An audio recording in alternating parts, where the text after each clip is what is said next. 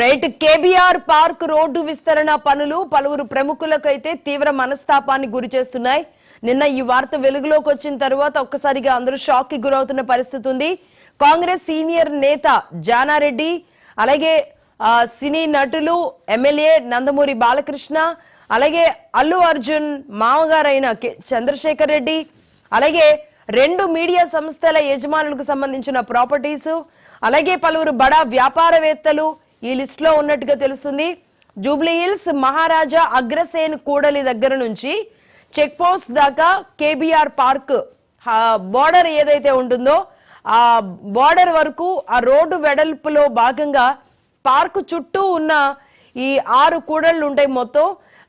వీటిని అభివృద్ధి పనులతో ఈ పరిస్థితి అయితే నెలకొన్న సిచ్యువేషన్ కనబడుతుంది.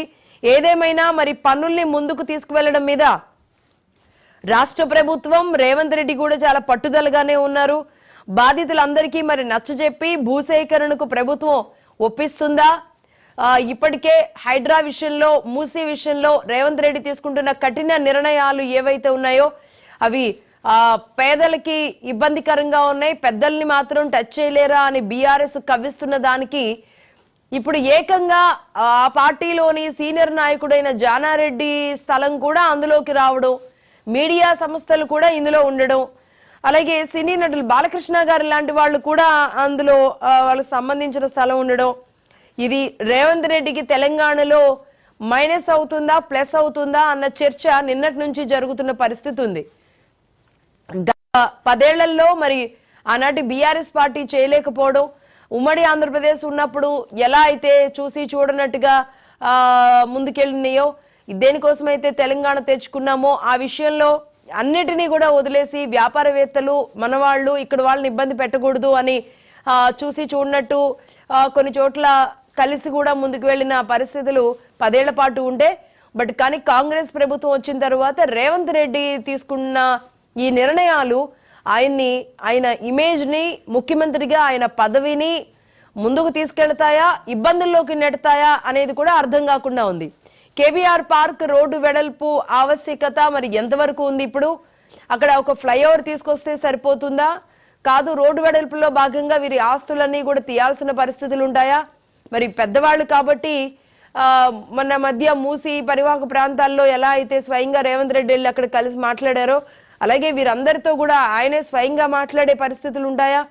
వ్యాపారవేత్తలను ఇబ్బంది పెట్టినప్పుడు, హైదరాబాద్ లో ఇలాంటి ఇన్సిడెంట్ జరిగినప్పుడు హైదరాబాద్ ఇమేజ్ కి ఎక్కడా కూడా ఇబ్బందులు వాటిల్లకుండా ప్రభుత్వం చొరవ తీసుకోగలుగుతుందా లేదా? ఇలాంటి అనేక డౌట్లు అయితే తెర మీదకి వస్తున్నాయి. ముఖ్యంగా కాంగ్రెస్ సీనియర్ నాయకుడిగా ఎప్పుడు తాను కూడా సీఎం రేసులో ఉంటాను అని చెప్పుకునే నల్గొండ నాయకుడిగా జానారెడ్డి విషయంలో, జానారెడ్డి ప్రాపర్టీ కూడా అందులో ఉండడం మాత్రం ఇంకాస్త షాక్ కి గురి చేస్తున్న పరిస్థితి. ఆ మధ్య కాలంలోనే జానారెడ్డితో ఉన్న అంటే విభేదాలు కానీ లేదంటే వాటిల్ని స్వయంగా ముఖ్యమంత్రిగా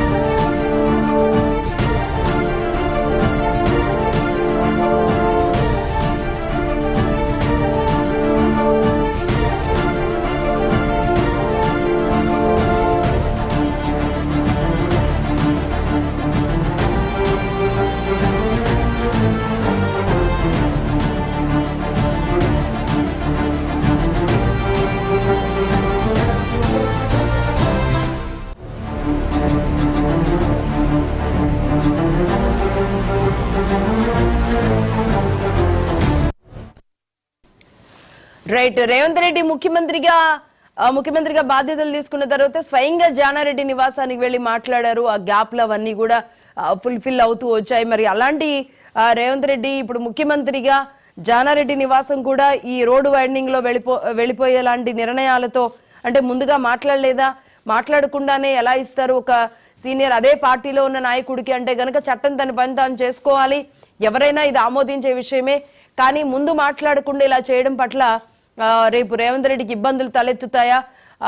మొండి వైఖరితో ముందుకు వెళితే మరి ఆయన్ని ముఖ్యమంత్రిగా ఆ ఇమేజ్ ని తగ్గిస్తాయా, ఇమేజ్ ని ప్రజల్లో పెంచుతాయా అనేది అయితే చూడాలి. దీంతో పాటు ముఖ్యంగా బాలకృష్ణ నివాసం రోడ్ నెంబర్ 45 కి ఎంట్రన్స్ లో ఉండడం వల్ల ఆ కార్నర్ అనేది ఏదైతే ఉంటుందో ఆ కరువు దగ్గర దాదాపుగా రెండు వైపులా కూడా ఆయన్ని మార్క్ చేసినట్టుగా కనబడుతుంది. రెండు కాంపౌండ్ వాల్స్ దగ్గర కూడా ఆయనది మార్క్ కనబడుతుంది. దీంతో సగానికి పైగా స్థలం బాలకృష్ణది ఈ రోడ్డు వైడనింగ్ లో వెళ్ళిపోతుంది. మరి ఇప్పటి వరకు అయితే